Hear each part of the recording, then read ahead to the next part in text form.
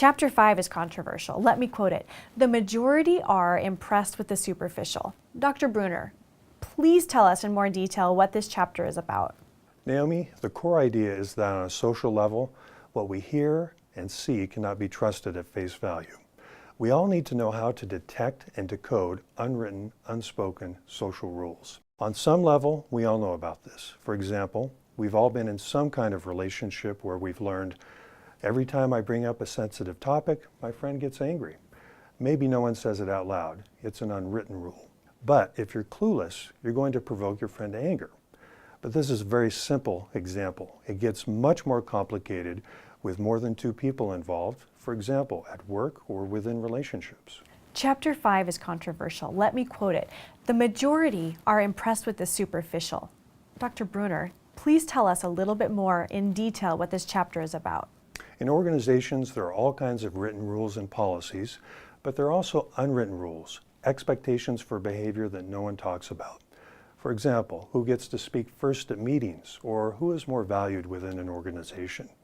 People who don't recognize unwritten rules are at a huge disadvantage, and it can get complicated.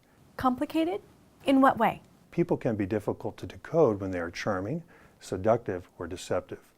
Within organizations, political rules can be hard to decipher. Chapter 5 describes how to decode cloaked messages and how to respond effectively.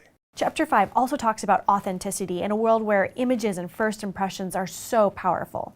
Would you say that someone's character, skills, and personality are more important than just impressions? Like it or not, things like first impressions and social media carry a lot of weight in today's world. Times have changed. Back in the day, people were more concerned about privacy. But for most of us, especially the millennials, Generation X, and Generation Z, the question is not about privacy, but how to shape and market our image.